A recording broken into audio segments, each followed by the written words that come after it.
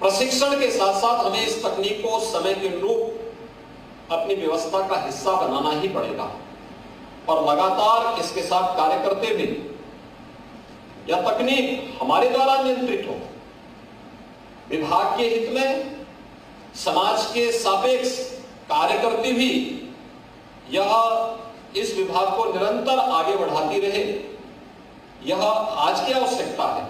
और मुझे अच्छा लगा कि 3 दिवसीय स्थापना दिवस के इस कार्यक्रम में पुलिस रेडियो विभाग के द्वारा यहाँ पे जो एग्जीबिशन लगाई गई है, इसमें अपने पुराने समय के उन सभी सेट्स को भी यहाँ प्रदर्शित किया गया है। कहां से यात्रा प्रारंभ हुई थी? मैं जब आया था तो मैंने यहाँ पे यही पूछा, मैंने कहा 1938 के क्या वे सेट मौजूद हैं? और मैं बार बार इस बात को गृह विभाग को कहता हूं कि आखिर हम आज कार्य कर रहे हैं, आज की आवश्यकता है हमारे कार्मिक अच्छे प्रशिक्षित हो। जितना अच्छा प्रशिक्षण हम उनको देंगे उतने अच्छे परिणाम उनके माध्यम से आएंगे। हम उन्हें अत्याधुनिक इक्विपमेंट दें, हम उन्हें अच्छे साधन दें, अच्छी व्यवस्थाएं दें, लेकिन साथ साथ अपने इतिहास को भी सुरक्षित रखने की तैयारी हमें करनी चाहिए। हर पुलिस लाइन में, हर पीएससी की कहानी में हमारे पास एक छोटा सा म्यूजियम भी होना चाहिए। ये म्यूजियम जो हमारे इतिहास के बारे में वर्तमान पीढ़ी को और खासतौर पर स्कूली बच्चों को और आने वाले लोगों को बता सके कि हमने यात्रा कहां से प्रारंभ की थी, कैसे हमारी यात्रा ये निरंतर आगे बढ़ने की यात्रा है। इस यात्रा ने हमें शून्य से शिखर की ओर पहुंचाने में कैसे मदद की है, यह दिखाने की एक यात्रा है।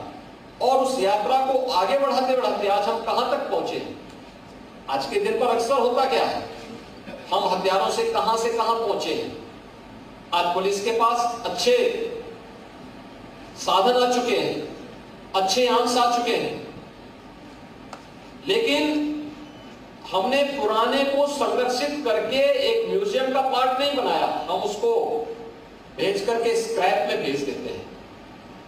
उस जगह म्यूजियम में भी रहे, लोग देखें कहां से यात्रा प्रारंभ हुई थी, डंडे से प्रारंभ होकर के अब हम कहां तक पहुंच चुके हैं और इस यात्रा को आगे कहां तक जाना है। हमारे सामने नई चुनौतियां हैं। हम जब इस क्षेत्र में देखते हैं, मुझे याद है 2017 में जब हम लोग आए थे, प्रदेश में नई सरकार का गठन हुआ था। प्रदेश में साइबर क्राइम से जुड़े हुए 2 ही थाने थे, एक लखनऊ में और एक गौतम बुद्ध नगर जनपद में। आज हम हर जनपद में साइबर थाने की स्थापना की स्वीकृति दे चुके हैं और मुझे लगता है कि गृह विभाग सभी 75 के 75 जनपदों में साइबर थाने स्थापित हो, ये कार्य करने प्रारंभ हो। यहाँ पे ट्रेनिंग की प्रक्रिया लगभग पूरी हो चुकी है और मैंने पहले भी कहा था कि हमें मास्टर ट्रेनर बनाने चाहिए। प्रत्येक 75 जनपदों के मास्टर ट्रेनर एक साथ ट्रेनिंग ले लें और फिर वे अपने अपने जनपदों में ट्रेनिंग दें।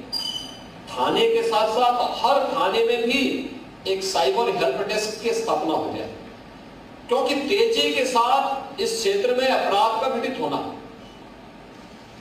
हम सबके लिए चिंता का विषय होना चाहिए। और खासतौर पर किस तरीके से हम टेक्नोलॉजी का उपयोग करते हुए, इन साधनों का उपयोग करते हुए अपराध को नियंत्रित कर सकते हैं। अभी हाल ही में घटित हुई तमाम घटनाओं से ये जानकारियां हम सबके सामने आ जाती हैं। आपने देखा होगा अभी विगत दिनों प्रयागराज में एक लूट होती है। लूट करने वाला गिरोह उत्तर प्रदेश से बाहर का था और वे अपने बाइक से आते हैं, 4 लोग होते हैं, एक जगह लूट करते हैं, वहां 7 लाख की लूट करने के बाद वे प्रयागराज छोड़ लेते हैं और छोड़ने के बाद वहां से आने के बाद लखनऊ पहुंच जाते हैं। लखनऊ एक होटल में रुकते हैं, फिर लखनऊ में लूट नहीं करते, अगले दिन सीतापुर में 9.5 लाख रुपए की लूट करते हैं। लेकिन हमारे पास तकनीक थी तो सीतापुर की लूट के साथ ही जैसे वे लखनऊ वापस होटल में आए और उनमें से 2 लोग तो मॉल में सामान खरीदारी करने के लिए चले गए, 2 लोग होटल में आराम कर रहे थे। उस समय पुलिस ने उनको दबोचा वे पुलिस के हाथे चढ़ गए। अगर हमारे पास तकनीक नहीं होती, हमने समय के अनुरूप अपने आप को तैयार नहीं किया होता, तो प्रयागराज तक हम सीमित रहते हैं। और प्रयागराज के अंदर सीमित रहने का परिणाम क्या होता कि वे लखनऊ के बाद, सीतापुर के बाद फिर किसी अन्य कस्बे में जाकर के, किसी अन्य नगर में जाकर के किसी बड़ी घटना को अंजाम देते और इस सिलसिला लगता, क्योंकि वे तो लूट करके उस शहर को छोड़ देते थे और अगले शहर में चले जाते थे। हमारे पास कोई डाटा नहीं था, नहीं होता, या हमारे पास टेक्नोलॉजी नहीं होती, तो हमें मानकर चलते कि भाई ये लोकल ही किसी लुटेरे का हाथ है इसमें। लेकिन तकनीक थी और पुलिस उसके प्रति अलर्ट थी, तो तीसरे दिन ही दोनों मामले एक साथ खुल गए और पूरी रकम भी बरामद हो गई। यह तकनीक का प्रभाव हर एक स्तर पर हम इसको देख सकते हैं और हम लोगों को सदैव इस तकनीक के साथ न केवल वहां पे चलना होगा, बल्कि आज एआई के माध्यम से भी बड़े से बड़े आयोजन को कैसे सफलतापूर्वक हम संपन्न कर सकते हैं। प्रयागराज कुंभ 2019 इसका उदाहरण है।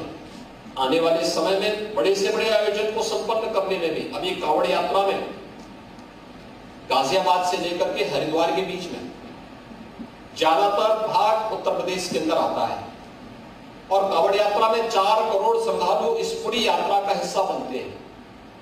प्रदेश के संवेदनशील क्षेत्रों से वे गुजरते हैं, लेकिन कांवड़ यात्रा कितनी शांतिपूर्ण तरीके से, सुरक्षित तरीके से संपन्न होती है, इसको भी हम लोगों ने वहां पर देखा। और उत्तर प्रदेश रेडियो पुलिस ने वहां पर अपने नए प्रयोग भी किए, नए तरीके से आगे बढ़ने के लिए उन्होंने वहां पे कार्य किया। आज आवश्यकता है हम समय के अनुरूप चले। 3 दिवसीय जो आपकी स्थापना दिवस का एक कार्यक्रम है, जिसमें प्रशिक्षण के साथ साथ आधुनिक तकनीक की जानकारी भी रेडियो विभाग से जुड़े हुए सभी कार्मिकों को देने में विभाग सफल होगा। इस विश्वास के साथ मैं आपको स्थापना दिवस की हृदय से बधाई देता हूं और विश्वास व्यक्त करता हूं कि हम सब समय से 2 कदम आगे बढ़कर के अपने आप को तैयार करेंगे